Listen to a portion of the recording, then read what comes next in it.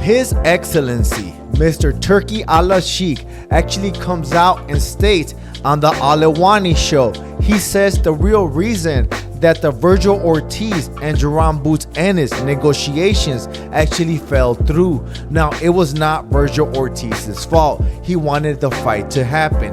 It was actually Jaron Ennis that declined the fight and turned it down. He actually did it in a weird way, and he stopped answering his calls. Mr. Turki actually gave Jaron Ennis 3 options. The first one was Vergil Ortiz. The second one was Sebastian Fundora, but that fight could not have happened because they were reported that Sebastian Fundora and Errol Spence were finalizing their mega showdown fight in April, so that fight could not go through.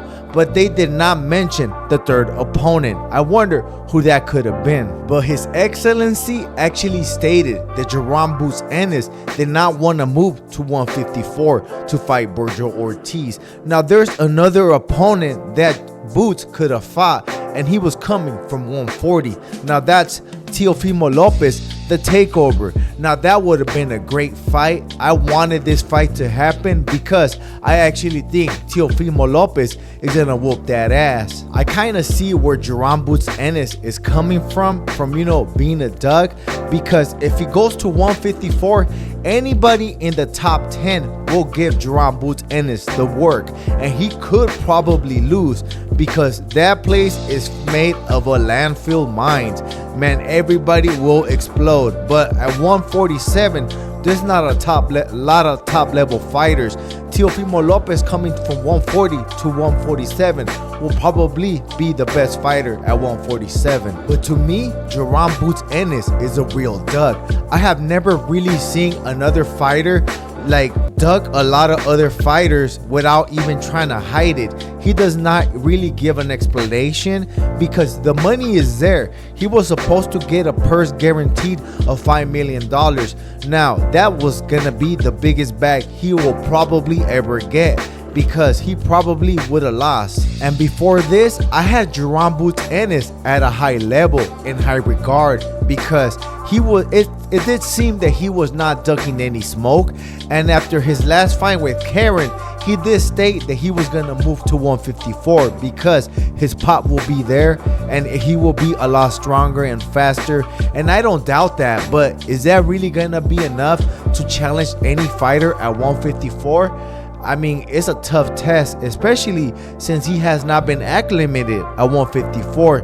But the good thing about that is Jaron Ennis is a big 147, and even if he fights at 154, he is probably bigger than most 154 other than the Towering Inferno Sebastian Fundora. Now, I really do not like talking shit about fighters. I really don't. But I'm gonna have to do it today because it does seem that Jaron Ennis does not want any smoke with any fighter that can actually beat him, because he denied the fight with Teofimo Lopez, and Teofimo Lopez is a 140 going to 147, and he is not even a big welterweight. He probably will cap out at a welterweight, and if he fights at 154, that would really be a stretch. And he denied the fight with Teofimo Lopez, and Teofimo Lopez is the most accomplished fighter of this young generation. So to me, because Jaron Ennis denying all these mega showdown fights, and they're all big fights, and this is what he really needs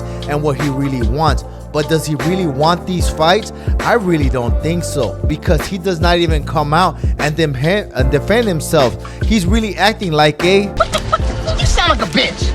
Bitch. So a lot of these content creators, well, not a lot, just the PBC writers, the usual suspects, are always talking ish about Mr. Turki ALASHIK, His Excellency, and they're stating that he is not really saving boxing, and if he leaves at any moment, he would already destroy the careers of these boxers because he's putting them in with the wolves at an early stage.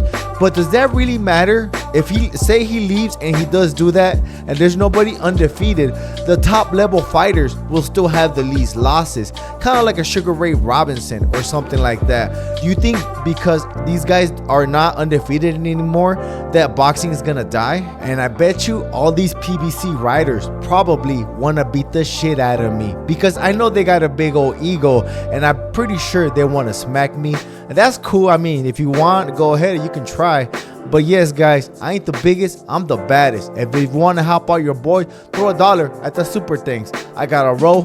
Peace. The champ is here.